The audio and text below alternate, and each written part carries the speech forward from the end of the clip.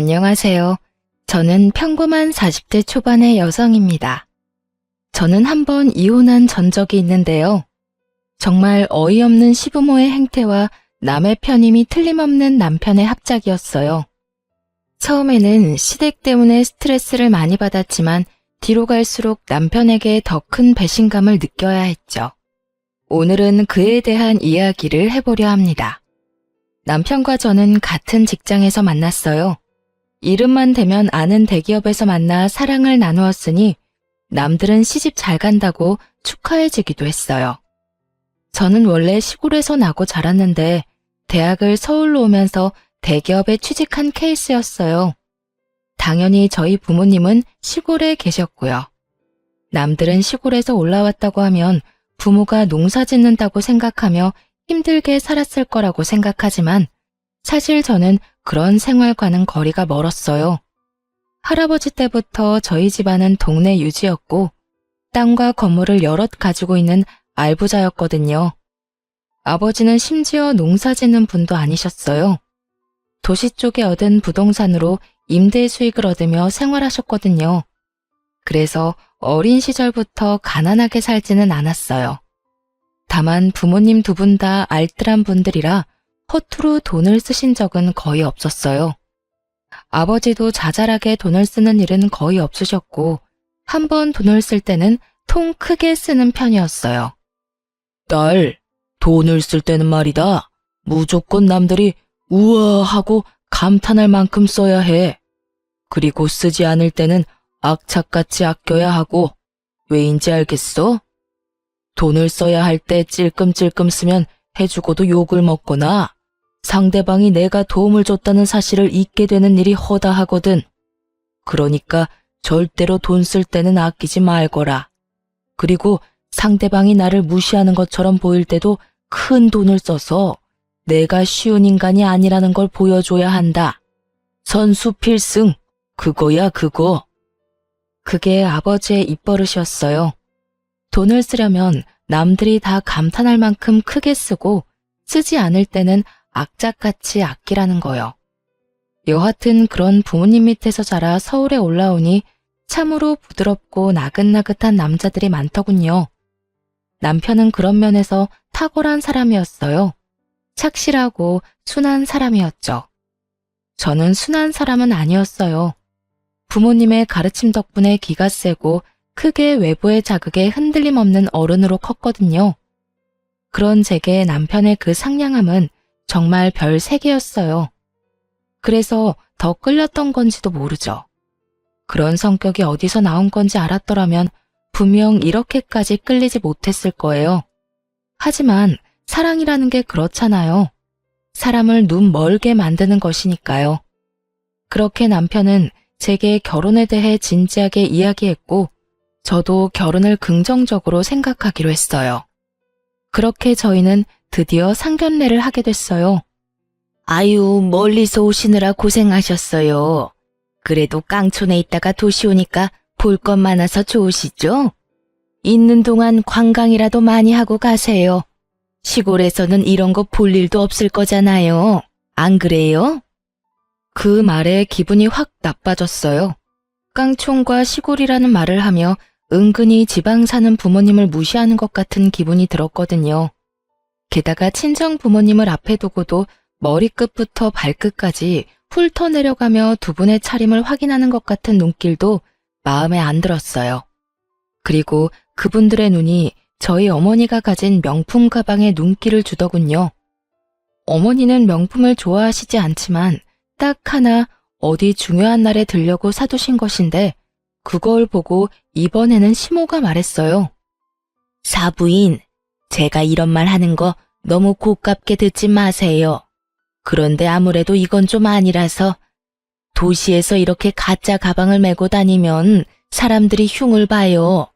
비싼 거 흉내내서 들고 다니려고 하지 말고 사부인한테 맞는 걸 들고 다니세요. 아니면 교양 없는 사람들이 꼭 한 소리 한다니까요. 제가 어머니를 매장에 직접 모시고 가서 산 가방이었는데 마치 짝퉁이라고 확신하는 시모의 발언은 그야말로 본인 말대로 교양 없이 느껴졌어요. 그 와중에 저와 남편은 그 사이에 끼어들지도 못하고 당황한 모습으로 조마조마하게 그 모습을 지켜볼 뿐이었어요. 그때 저희 아버지가 그러더군요. 가방은 매장에서 직접 산 물건입니다. 그런데 가짜를 운운하신 걸 보면 사부인께서는 보는 눈이 없으신 것 같군요. 좀 더 사람과 물건 보는 안목을 기르지 않으면 사업도 많이 힘들 텐데 걱정이네요. 무시하는 발언에 걱정과 비난을 섞은 말로 응수하는 아버지였어요. 보는 제가 다 조마조마했죠. 심지어 아버지 표정은 너무 평온해서 기분이 나쁜 건지 안 나쁜 건지도 모르겠더라고요. 그게 진짜 물건이라고요? 죄송하지만 사돈께서는 어떤 일을 하시는지 저희는 지방에 계신다는 말밖에 듣지를 못해서. 제가 남편을 째려봤죠. 분명히 제가 아버지가 무슨 일을 하는지 알려드렸는데 남편이 이야기를 제대로 하지 않았다고 생각할 수밖에 없잖아요. 그러자 남편이 화들짝 놀라며 시모에게 다급히 말하더군요. 어머니, 제가 저번에 부동산 임대업 하신다고 말씀드렸잖아요. 바쁜 날 말씀드려서 깜빡하신 모양이네요. 장인어른께서는 지방에 땅과 건물을 가지고 계세요. 그제야 시모가 고개를 끄덕이며 새삼스러운 눈빛으로 저희 친정 부모님을 쳐다보더군요. 아무것도 없는 깡촌에서 농사짓다가 올라오신 분이 아니라는 걸 알아서인지 이내 생긋 웃더라고요. 솔직히 기분이 더러웠어요. 아버지가 대놓고 빈정거렸는데도 그걸 신경 쓰지도 않고 금방 태세 전환하는 모습이 좀 징그럽다고 해야 하나요? 그리고 그 이후로 식사가 나오면서 시부모는 저희 부모님을 다시 무시하기 시작했어요. 아무래도 지방에 있으면 이런 거 먹을 일이 없지요. 저희가 바빠서 서울까지 오게 한 것도 죄송해서 아들에게 고급 음식점으로 예약하라고 이야기해 놨습니다. 좀 비싸긴 하지만 그래도 이런 격식 있는 자리에 딱 맞는 가게이긴 하죠. 일부러 독립된 방으로 예약했어요. 아무래도 테이블 매너 같은 것도 모르실 텐데 남들한테 보이기까지 하면 좀 그렇잖아요. 가치 있는 우리 수준도 무시하게 될 테고, 그러니까 편하게 드세요. 말투는 굉장히 격식이 있는 것처럼 보였는데 실상 말을 뜯어보면 대놓고 저희 가족을 무시하는 발언을 교묘하게 섞어서 말을 하고 있더군요. 시모와 시부의 모습에 저는 이 사람들이 저랑 남편의 결혼을 반대하는 거 아닌가 하는 생각까지 들 정도였어요. 그리고 식사에 들자마자 시부모는 본론부터 말하더군요. 저희는 결혼이 참 중요한 일이라고 생각하고 있어요. 그리고 사돈들 사람들 성품과 지위도 중요하다고 생각하고요. 하나뿐인 아들인데 어떻게 함부로 장가를 보낼 수 있겠어요? 사돈도 딸 시집 아무한테나 보내고 싶지는 않을 거잖아요. 그렇죠. 도대체 무슨 말을 하려고 저렇게 장황하게 뜸을 들이나 했는데 그 다음에 튀어나온 말은 당황 그 자체였어요.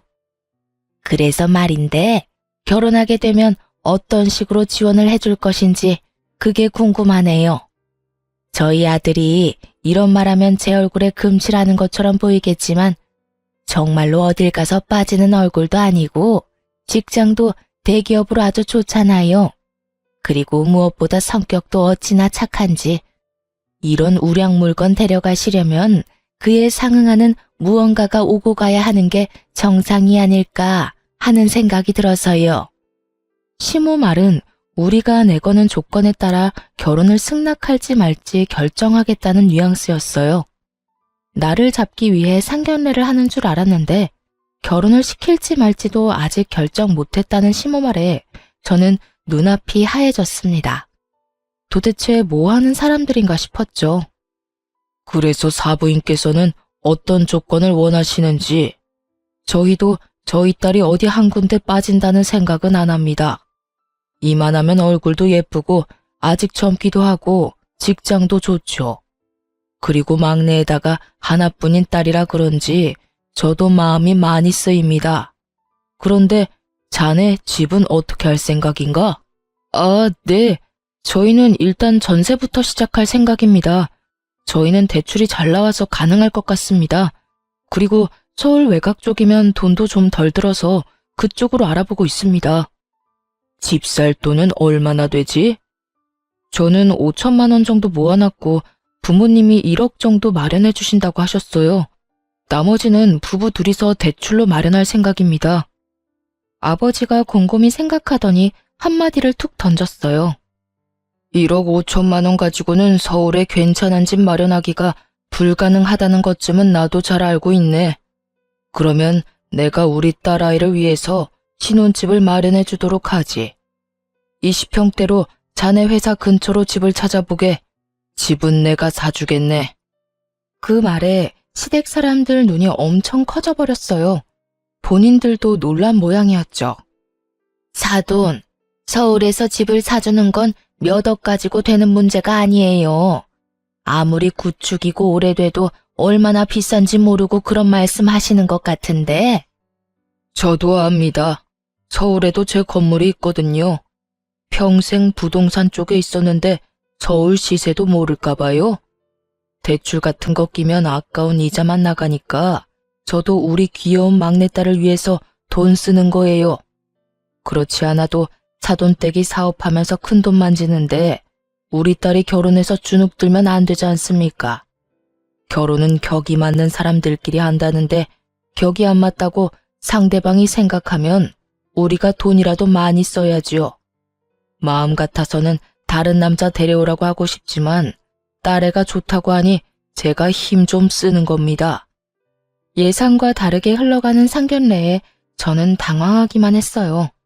아버지가 집 살 때 도움을 주겠다고 하시긴 하셨지만 나머지는 남편과 알아서 마련하라고 했었거든요. 그런데 갑자기 제게 신혼집을 사주신다니 저야말로 당황했죠. 어머나, 그러면 저희야 좋지요. 요즘 시대가 많이 변했잖아요. 꼭 신랑 쪽에서 집을 할 필요도 없는 거죠. 그럼 아들, 그 5천만 원은 필요 없는 돈이니까 아껴두고 너희 결혼 후에 필요한 일이 있으면 쓰렴. 사돈 어른께서 이렇게 통 크게 집을 사주신다고 하시니 얼마나 다행인지 모르겠네요. 참 좋은 분들하고 사돈을 맺게 돼서 참 기쁩니다. 신혼집을 저희 아버지가 산다는 말에 시모의 말투는 완전히 바뀌었어요. 완전히 저희를 인정하겠다는 말투였죠.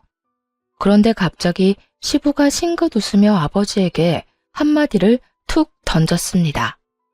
그런데 사돈, 신혼집은 공동명의로 하는 건 어떻습니까?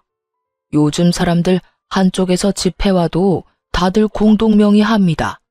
그래야 결혼도 오래 지속되고 안전하죠. 요새 워낙 배우자 몰래 집을 가지고 장난치는 사람들이 많아서 아무래도 걱정이 좀 되잖아요. 물론 우리 며느리 될 아기가 그렇다는 말은 아닙니다. 그냥 통상적으로 다들 살면서 서로 집에 기여를 할 것인데 한 사람 이름으로 집을 한다는 게 좀 너무한 처사가 아닌가 해서요. 지금 저희 딸이 그런 장난질이나 할 사람처럼 보입니까?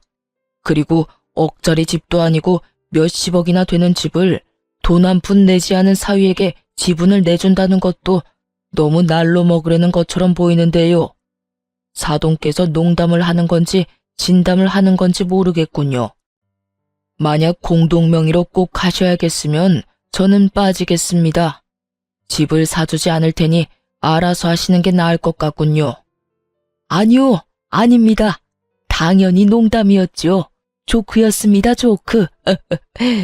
요즘 워낙 세상이 흉흉해서 말이죠. 그냥 농담이었으니 걱정하지 마시죠. 정말로 농담이었다는 듯 웃으며 이야기하는 시부를 보며 아버지는 묵묵히 그 자리에서 식사만 했어요. 마음에 안 들어하는 모습이 역력했죠. 저는 시부모 때문에 이 상견례를 망쳐버렸다고 생각했어요. 결혼을 못할지도 모르겠다는 생각도 들었죠. 남편도 당황한 기색이 가득했고 저는 시부모 때문에 우리 결혼이 틀어질까봐 밥도 제대로 삼키지를 못했어요. 그렇게 간간히 시모와 저희 친정엄마의 대화만 오가던 상견례가 끝이 났어요. 저는 저희 부모님을 호텔에 모셔드리러 나왔고 남편은 남편대로 시댁 식구들을 집에 데려다 주러 갔어요. 저희 가족만 남았을 때 아버지가 그러더군요. 딸, 사위 될 남자 괜찮은 거 맞냐? 저런 생각 없는 인간들 밑에서 제대로 된 아들이 나올 리는 없는데 참 이상하네. 내가 저번에 봤을 때 사위는 참 겸손하고 순수해 보이던데 부모들은 왜 저렇게 무례하지? 나도 저번에 시댁에 인사드리러 갔을 때는 저 정도가 아니었어요. 상견례라고 힘 좀 주셨나? 근데 아빠, 집을 사준다니 그거 엄마랑 이야기된 거 맞아요? 옆에 있던 친정엄마는 고개를 절레절레 저었어요.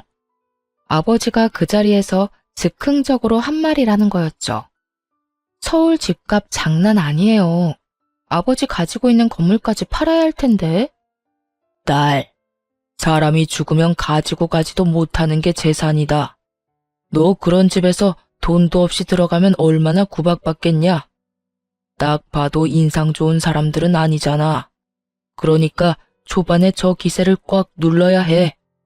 그나마 이 아비가 뼈 빠지게 벌어놓은 돈이 있으니 그걸로 크게 한 대 후려치고 시작하는 거지. 그렇다고 해서 그 큰 돈을...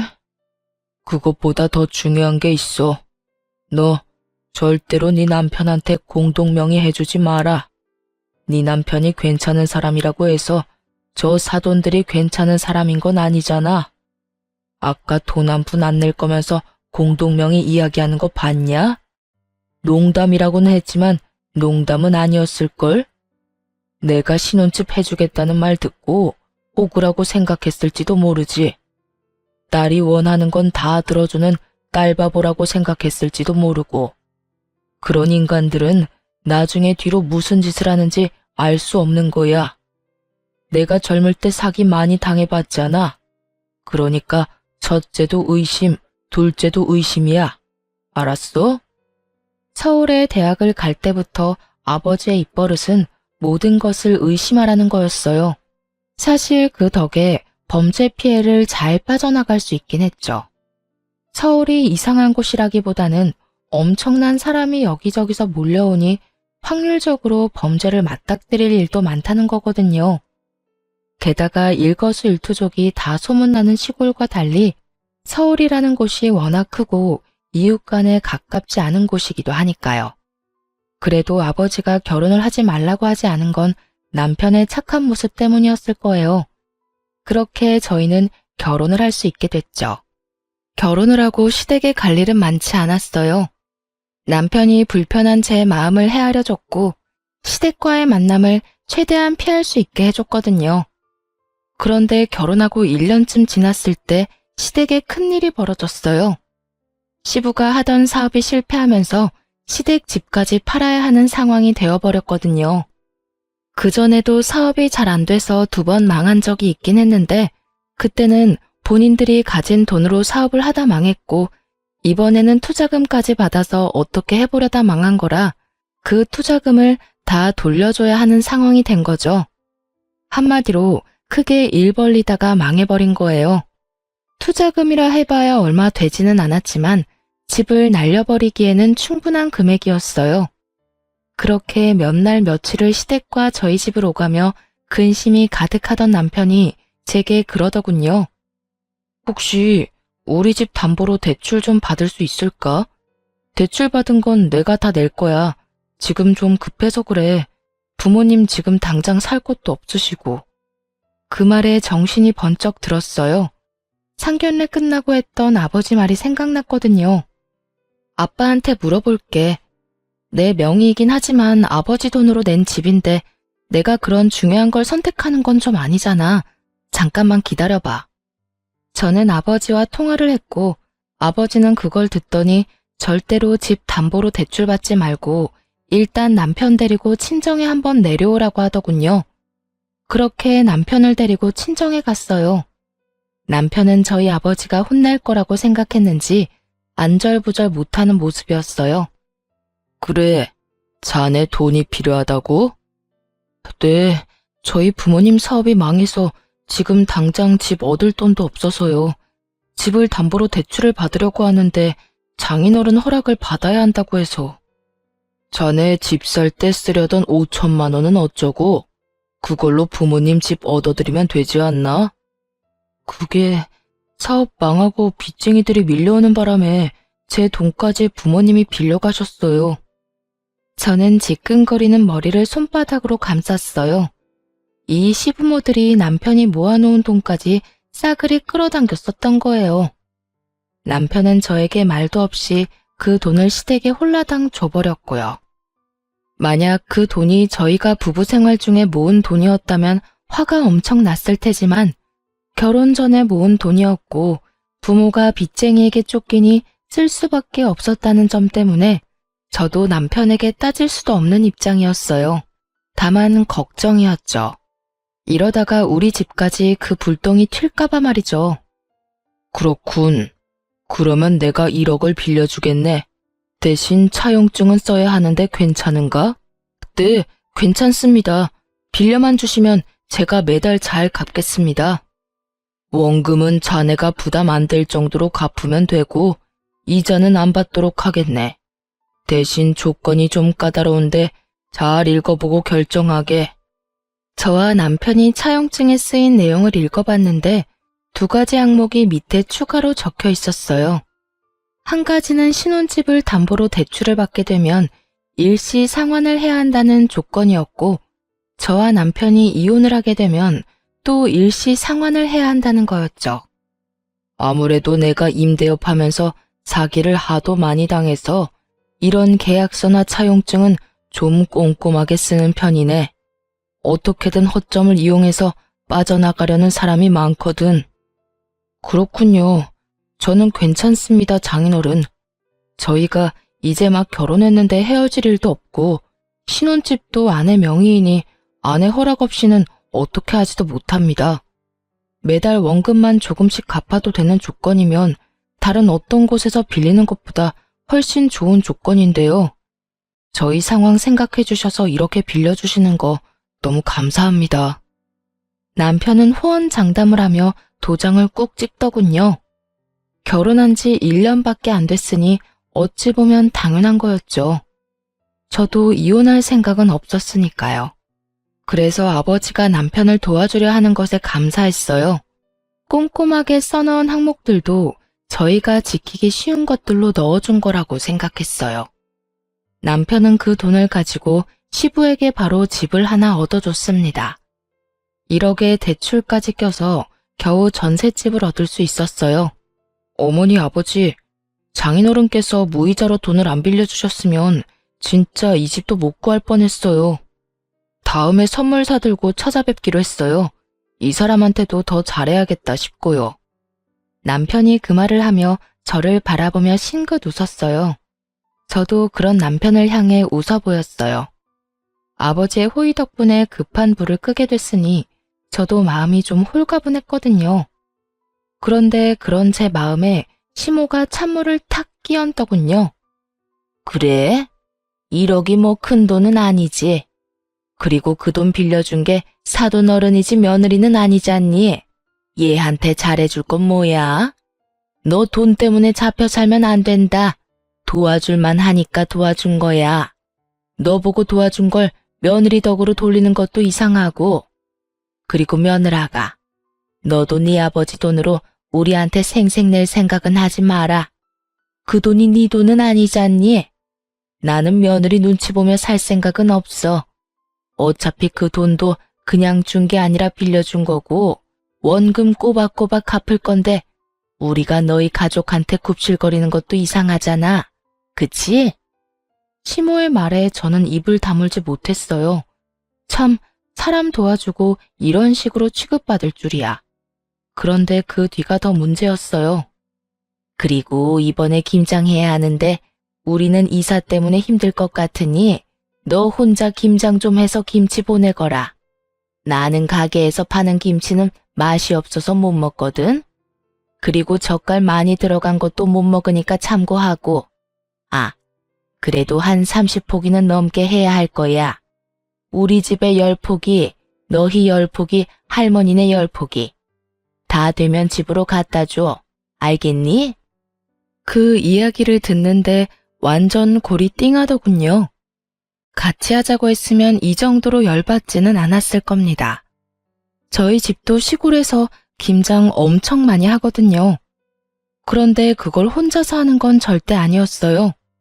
김치를 가져갈 사람들은 다들 모여서 함께 하는 거였으니까요. 그런데 저더러 혼자 30포기를 하라니 저는 알겠다고 말하고 김장은 8포기만 했어요. 저희 먹을 것만 해서 김치 냉장고에 넣어두고 시댁과 시조모 댁에 보낼 김치는 인터넷으로 주문했어요. 그리고 2분 주소를 남편에게 알아내서 김치를 보내드렸죠. 이틀 뒤에 시모에게서 전화가 왔습니다. 야, 너 이게 뭐 하는 짓이야? 김치를 사서 보내? 내가 김장김치에서 보내라고 했지 사서 보내라고 했니? 어머님, 죄송한데 저 혼자 30포기는 못해요. 그래서 사서 보내드렸는데 문제라도 있으신가요? 입맛에 안 맞으면 반품하시고 다른 거 사시면 될 것 같은데요. 그 문제가 아니잖아. 30포기 누가 혼자 하라고 했니? 친정 가서 해오면 되지. 지금 시댁김치를 친정에서 해서 가지고 오라는 말씀이신가요? 그래. 너 혼자 못하겠으면 그렇게 하면 되지. 내가 분명히 말했지. 나는 시중에 파는 김치는 못 먹어. 저희 친정어머니가 왜 어머님 드실 김치를 해야 해요? 저희 어머니를 설마 가사 도우미 정도로 생각하시는 건 아니시죠? 저는 어이가 없었어요. 불과 얼마 전에 우리 부모님한테 돈 빌려갔잖아요. 그런데 저뿐만 아니라 저희 부모님까지 끌어들여서 시집살이를 시키려 하는 꼴이 정말 너무 웃겼어요. 사돈한테 돈 빌려간 주제에 마치 주인이라도 된 마냥 굴더군요. 난 그런 생각 한 적 없어. 오히려 네가 우리를 얼마나 무시했으면 내 말은 들은 채도 하지 않고 김치를 사서 보냈겠니? 정말 며느리라고 하나 있는 게 이렇게 생각이 없어서 어쩌니? 이런 일 하는 게 며느리야. 결혼한 지 얼마나 됐다고 벌써 시어머니를 이겨먹으려고 해? 어머님, 인간적으로 30포기를 혼자 하라거나 나누지도 않을 친정엄마와 함께 하라고 하는 게 더 저희를 무시하는 것 같은데요. 김치는 보냈고 마음에 안 드시면 반품하고 이번에는 어머님이 직접 주문해서 드세요. 요즘 파는 김치도 맛있게 잘 나와요. 그리고 요즘 세상에 며느리가 시댁 일꾼이라고 생각하는 것도 진짜 구식인 건 아시죠? 저는 그렇게 이야기하고 전화를 뚝 끊었어요. 시모가 열받았는지 남편에게 전화해서 난리를 쳤더라고요. 그날 저녁에 남편이 저희 집에 와서 그러더라고요. 여보, 도대체 어머니랑 무슨 일이 있었길래 어머니가 그렇게 화가 나셨어? 어머님이 나더러 김치 30포기를 혼자서 하라고 하더라고. 그래서 우리 먹을 8포기만 하고 어머님 보낼 김치는 인터넷에서 사서 보내드렸지. 이 일에 어디에서 화를 내는지 모르겠네. 우리 엄마 입이 좀 까다로우셔서 시중에 파는 김치는 못 드시는데 웬만하면 김치에서 갖다 드리지 그랬어. 남편의 이야기에 저는 화가 났어요. 그러면 김장을 같이 하자고 말씀하셨어야지. 나 혼자 30포기를 어떻게 하라는 말인데? 그럼 당신이 나랑 같이 김장할래? 그리고 어머님이 우리 친정엄마까지 끌어들였다고. 장모님을? 그래. 30포기 혼자 하기 힘들어서 안 했다니까. 그러면 친정엄마랑 같이 해서 보내야 했던 거 아니냐고. 우리 엄마가 식모야? 김치 만들어서 시어머니한테 갖다 바치는 게 말이 되냐고. 이참에 이야기할게. 당신 어머님한테 이야기 좀 해. 제발 상식적으로 행동하시라고. 내가 당신한테 이런 이야기 하는 거 싫은데 부모님 그 집도 우리 아버지한테 빌린 돈으로 마련한 거잖아. 그러면 적어도 우리 부모님은 건드리지 말아야지. 제 말에 남편은 우물쭈물 쩔쩔매며 아무 말도 못하더군요. 겨우 시어머니에게 이야기해보겠다는 말을 들었을 뿐이죠. 그런데 며칠 뒤 더 경악할 만한 일이 벌어졌어요. 시모는 제 상상을 뛰어넘는 뻔뻔함을 지녔더라고요. 돈 1억을 남편이 빌려갔는데 저희 어머니에게 전화해서 돈을 더 요구했다고 하더군요. 예, 너희 시어머니 진짜 너무한다.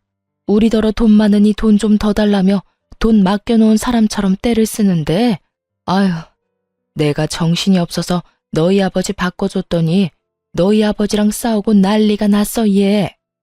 저는 정신이 아득해지는 걸 느꼈어요. 결국 친정아버지가 화가 잔뜩 난 채로 저희 집에 찾아왔어요. 그리고는 시댁 어른들 불러오라며 난리였죠. 결국 남편에게 시부모님 모시고 오라고 전했어요. 남편은 화난 장인의 모습에 시모에게 도대체 무슨 짓을 저질렀냐고 물었고, 시모는 자기는 잘못한 거 없다며 당당하게 저희 집에 왔더군요. 사부인, 아무리 그래도 이건 너무하지요. 어떻게 다짜고짜 와이프한테 전화해서 돈을 더 달라고 떼를 쓰실 수가 있습니까? 아니, 우리한테 돈 맡겨놨어요? 애들 신혼집도 제가 해줬고 사돈 빚쟁이한테 쫓긴다는 말에 1억 빌려준 것도 저입니다. 그런데 또 전화와서 돈을 빌려달라니요. 이 정도면 제가 많이 해드린 것 같은데 도대체 저희를 어떻게 생각하길래 그렇게 편하게 전화해서 돈을 빌려달라고 하십니까? 힘들 때 좀 도와달라는 게 뭐가 문제예요? 안 빌려주면 그만이지. 이렇게 사람까지 불러서 무안을 주려는 이유는 뭐예요? 꼴랑 집 하나 해줬다고 대단한 사람이라고 생각하시나 본데 저희 사업 잘 될 때랑 비교하면 별것도 아닌 수준이거든요. 지금은 사업이 잘 되고 있어서 저희한테 돈 빌리려고 전화하신 겁니까? 무슨 일이든 정도라는 게 있는 법인데 막무가내로 전화해서 떼쓴다고 돈을 빌려줄 거라고 생각했어요? 이런 무례한 사람들이랑 사돈을 맺다니. 장인어른, 진정하세요. 제가 사과드리겠습니다. 어머니가 그런 전화하신 줄 정말 몰랐습니다. 그러니 화 푸세요. 남편의 사과에 시모는 입이 삐죽 나왔고 친정아버지는 겨우 가라앉은 모양새였어요. 어머니, 빨리 사과드리세요. 앞으로 연락 안 하면 되는 거잖아. 이런 일로 사과는 무슨 사과야. 내가 큰 죄를 지은 것도 아니고. 그렇게 말하며 시모는 자리를 떴습니다. 아버지는 남편에게 경고했어요. 자네, 한 번만 더 이런 일로 우리를 실망시키면 딸아이가 이혼 안 하겠다 하더라도 내가 데려와 버릴 거야. 그렇게 이 사건은 남편의 빠른 사과 덕분에 겨우 봉합이 됐어요. 하지만 생각 없는 시모의 기행은 그걸로 끝나지 않았어요. 저희 부부는 결혼과 동시에 아이를 가지려고 애를 썼는데 1년 반 동안 아이가 생기지를 않았어요. 그래서 산부인과 검사를 했고 제가 다낭성 난소증후군이라는 난임 판정을 받게 됐어요. 의사 말로는 불임은 아니고 난임이라고 아주 드물게 자연 임신이 되는 경우가 있긴 하지만 임신을 하더라도 유산이 잦을 거라고 하시더군요. 그에 비해 남편은 정상이었죠. 제 탓으로 아이가 생기지 않는다는 생각에 무척 힘든 시간을 보냈어요. 그래도 치료를 하면 임신 확률을 조금은 높일 수 있다는 말에 좋다는 치료는 다 해가며 임신을 준비했어요. 시댁에는 비밀로 하려고 했지만 남편이 그 이야기를 시모에게 이미 해버렸더라고요. 난임 판정을 받고 한 달 뒤에 시모가 저희 집에 연락도 없이 찾아왔더라고요. 그때 집에는 저와 남편 둘 모두 있었어요. 그런데 시모는 들어올 때 표정부터가 아주 의기양양했죠. 무슨 이야기를 하려나 싶었는데 그 이야기를 꺼내더군요. 너 난임이라는 말 들었다. 하자 있는 며느리를 들였다니. 너 옛날 같으면 이거 아주 큰 문제였다는 거 알고 있니? 어떻게 결혼 전에 검사도 안 해보고 결혼을 했어? 우리 집안 대가 끊기는 일인데 이건 이혼감이야, 이혼감. 하자 있는 며느리, 이혼감. 이런 말을 듣고도 아무 말 못하고 있는 제가 정말 너무 싫고 화나고 열받았어요. 그런데 시모가 가만히 듣고만 있는 저를 보더니 한마디 더 하더군요. 네가 우리 집안에 이렇게 큰 누를 끼쳤으니 원래라면 이혼을 시켜야 맞는 일인데 내가 교양 있는 사람으로서 그런 짓은 못하지. 다 봐줄 테니 너도 우리 집안의 성의를 보여라. 그러면 문제 있는 너도 우리가 잘 품어줄 테니까. 성의요? 성의를 보이라는 말에 제가 되묻자 시모가 그러더군요. 당연히 성의를 보여야지. 한 5억 정도면 가능할 것 같은데 사실 5억도 작지. 네가 하는 짓이 우리 집안 대를 끊게 만든 건데 이 정도로 넘어가는 걸 다행으로 생각해야 하지 않겠니? 아, 그리고 이 신혼집도 공동명의로 해놔. 우리 아들 아기를 얼마나 좋아하는지 알지? 그런 애가 평생 애 없이 살아야 하는데 당연히 그 정도는 해줘야 하지 않겠어? 이 엄청난 요구에 저는 그저 헛웃음만 나왔어요. 제가 악몽을 꾸고 있는 건 아닐까 착각할 정도였으니까요. 어머님, 제가 그 성의를 안 보여주면 어떻게 되는 건가요? 당연히 이혼이지. 너 대를 잇지 못하는 게 얼마나 큰 건지 몰라서 그래? 아들, 네가 말해봐라. 우리 집안이 어떤 집안이야? 애가 없으면 절대로 안 되는 집안 아니니? 당장 네 할아버지부터가 당장 이혼하라고 난리 날 거다. 당신 어머님 말에 동의하는 거야? 저는 허수아비처럼 서 있던 남편에게 물어봤어요. 어? 시모의 눈치를 보던 남편이 한참 망설이다 한마디 했어요. 나도 그렇게 생각해. 형제가 있는 것도 아니고 남자는 나뿐인데. 게다가 나는 엄마 말처럼 애 좋아하고 애가 있었으면 좋겠거든. 들었지? 이거 봐. 네 남편조차도 그렇게 생각하잖니. 그래서 이혼하자는 말이야? 그건 아니고 엄마 말대로 해주면 그냥 살아도 되고. 정말 복장 터진다는 말이 무슨 말인지 그제야 알겠더군요. 답답해서 돌아버리겠더라고요. 이 사람이 이렇게까지 우유부단했나 싶은 생각과 도대체 시모가 어떻게 사람을 구워 삶아서 이런 말을 하는 걸까 궁금할 정도였죠.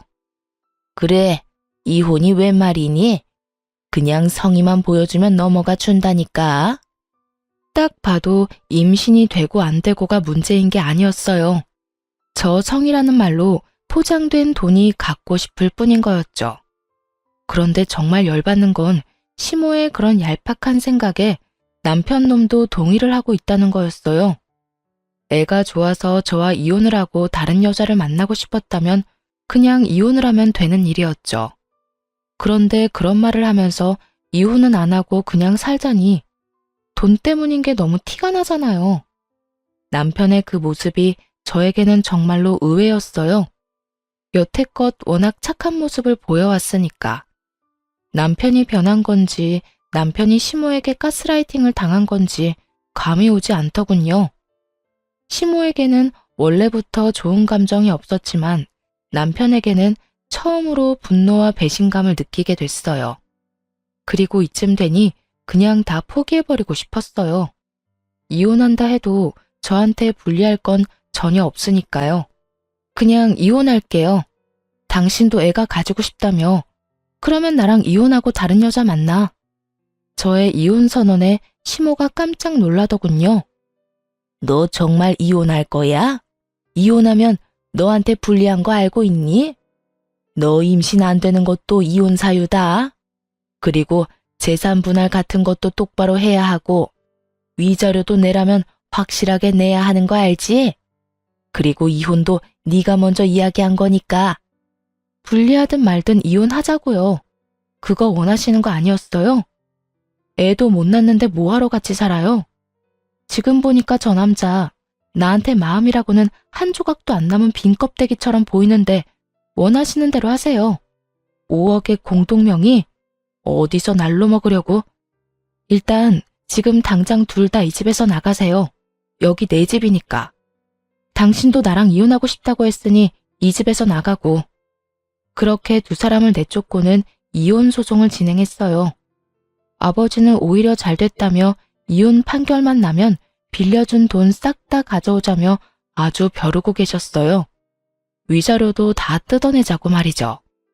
남의 딸 눈에 눈물 나게 만들면 제 자식 눈에도 피눈물 나는 거 알아야 한다면서 아주 이를 갈고 계시더라고요. 그런데 이혼 소송이 진행될수록 뭔가 자기들이 생각한 것이 아니라고 생각했나 봅니다. 시모가 저희 친정어머니에게 전화를 했다고 하더라고요. 제가 시모 전화번호를 스팸 처리해 놓은 바람에 생긴 일이었죠. 제가 연락도 안 되고 얼굴도 못 보니 결국 저희 친정엄마에게 전화해서는 며느리한테 잘 좀 이야기해주라고 이혼 없던 일로 하면 안 되냐고 전해달라고 했다는 거예요. 정말 뻔뻔하기가 대단한 사람들이야.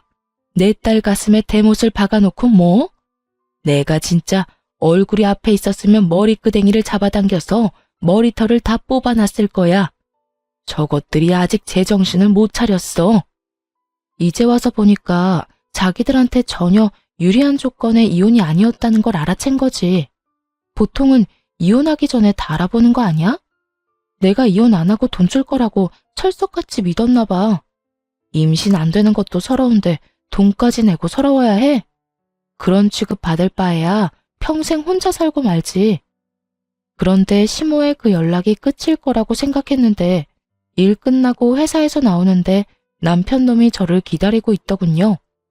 같은 회사지만 부서가 달라 필사적으로 피해 다녔는데 결국은 출입구에서 기다리고 있으니 피할 방법이 없었죠. 남편은 굉장히 어정쩡한 얼굴로 저를 기다리고 있었어요. 미안한 것도 아니고 화난 것도 아니고 딱 누가 시켜서 찾아온 것 같은 얼굴이요.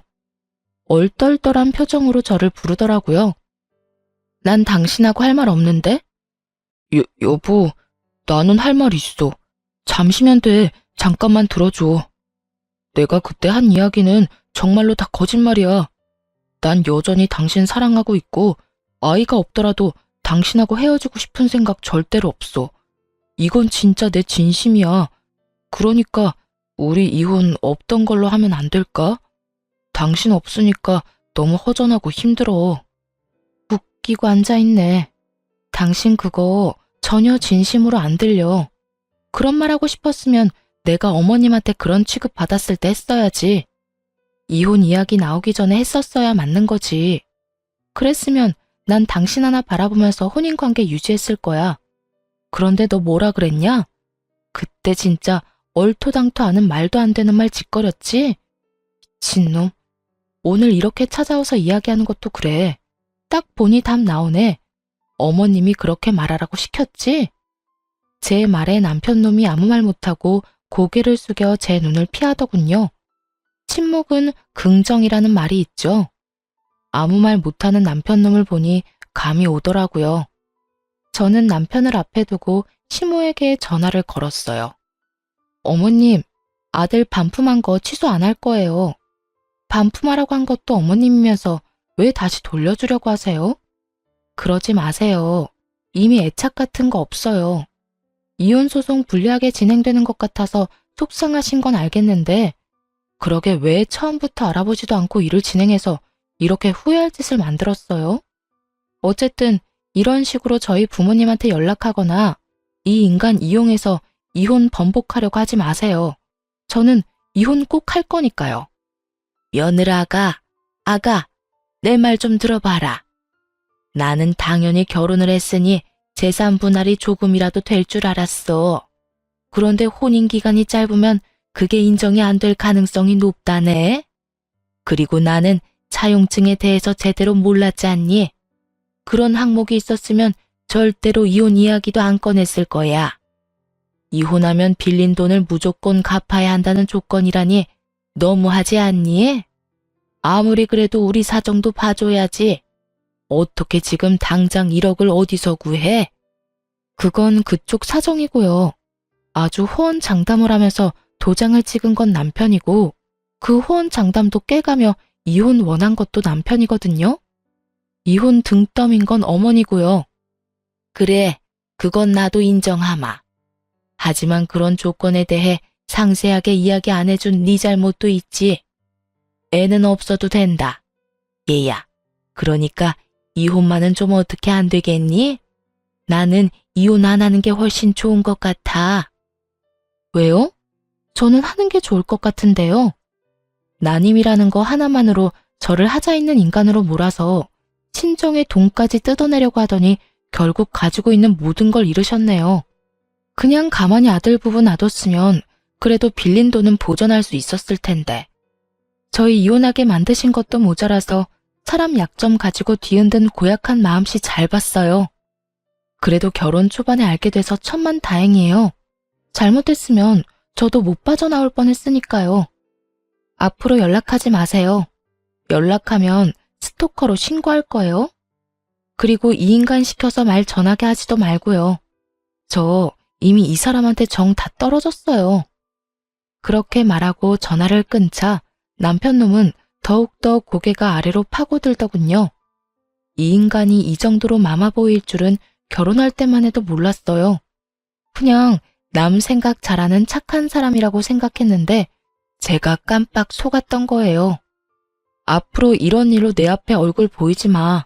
재수없으니까. 내가 이런 말 했다고 화낼 건 아니지? 너 딱 재수없게 행동했잖아. 애가 가지고 싶어서 이혼을 하고 싶어? 입에 침이라도 바르고 거짓말을 해. 부모 말 그대로 전달하는 앵무새 같은 인간아. 너 같은 마마보이하고 결혼한 게 내 인생의 유일한 오점이야. 그렇게 쏘아붙이고 뒤도 돌아보지 않고 남편을 내버려 두고 나왔어요. 그리고 이혼 판결 나고 저는 직장 지인들에게 이혼 사실을 알렸어요. 결국 난임을 이유로 이혼까지 요구했다는 게 소문나기 시작하면서 남편의 회사 내 입지도 확 줄어들어 버렸죠. 평판까지 나빠지게 됐고요. 그래도 좋은 직장이라 퇴사는 하지 않고 잘 버티고 있더군요. 그렇게 2년을 그 인간 얼굴을 가끔씩 마주치면서 일을 다녀야 했어요. 그것도 저에게는 굉장히 곤혹스러운 일이었죠. 그렇지만 저는 이혼 2년 만에 재혼에 성공하게 됐어요. 정말 기적 같은 일이 벌어졌거든요. 난임이라고 자연임신이 힘들 거라는 의사의 말이 있었지만 자연임신에 성공했거든요. 남편과 헤어지고 만나던 연인이었어요. 난임이라는 걸 미리 이야기하고 만난 아주 좋은 사람이었고 어쩌다 보니 촉도 위반으로 애가 생겨서 결혼을 하게 됐거든요. 저는 전 남편과 살던 집의 인테리어를 싹 다 고쳐서 다시 새로운 재혼남과 신혼집을 꾸렸어요. 게다가 임신 5개월에는 결혼식까지 했거든요. 저는 재혼이라 규모를 좀 작게 하긴 했지만요. 그런데 결혼식 직후에 전 남편이 저를 찾아와서 엄청 따지더라고요. 난임이라는 거 거짓말이었어? 너 딴 남자 만나려고 나한테 거짓말했지? 당신이 거짓말한 거면 우리 이혼은 무효라고, 무효. 이보세요. 저랑 인연 끝난 지 벌써 2년이 넘었어요. 뭘 거짓말하고 말 게 어디 있어? 너 의사 말 제대로 듣기는 했어? 불임이 아니라 난임이라고 했잖아. 자연임신 되는 케이스도 드물게 있다고. 다 듣고도 사람 불임 취급하면서 이혼하자고 한 게 누군데? 세상 모든 사람이 나한테 임신에 대해 의심해도 너만은 그딴 말하면 안 되지. 직접 듣고 봤으면서 어디서 헛수작이야? 그리고 나 버린 게 너잖아. 잊어버렸어? 아니면 기억을 너 좋을 대로 바꾸고 있는 거야? 나는 영원히 그거 못 잊어. 네가 한 그 정신 나간 소리. 그러니까 이제 와서 정신 나간 짓 하지 말고 여태 했던 것처럼 해. 내 앞에 나타나지 말라고. 그렇게 화를 내고 저는 돌아왔어요. 그리고 곧바로 출산 휴가에 들어갔어요. 복덩이 같은 아들을 낳고 나서야 회사 동료에게 이야기를 전해 들을 수 있었어요. 전 남편 놈이 결국에는 회사를 그만두고 나갔다고 하더라고요. 제 이야기가 뭔가를 느꼈는지는 알 수 없지만 그래도 안 보고 사는 건 속이 시원했어요. 마마보이. 말로만 들었던 충격적인 사람들은 애초부터 거르는 게 맞는 것 같아요. 사람 착해 보이는 모습으로 눈을 속일 수 있으니 글 읽고 계신 분들도 주의를 기울이시는 게 좋을 거예요. 정말 처음에는 아주 감쪽 같은 정상인처럼 보이거든요. 어쨌든 저는 외동아들 키우며 힘들지만 즐거운 날들을 보내고 있어요. 애를 키우면 엄청 힘든데 그 힘든 일들이 전 남편과의 결혼 기간에 비하면 훨씬 수월하더라고요. 앞으로도 재혼한 남편과 아이와 행복하게 지낼 거예요. 푸념 같은 저의 긴 글 읽어주셔서 감사합니다.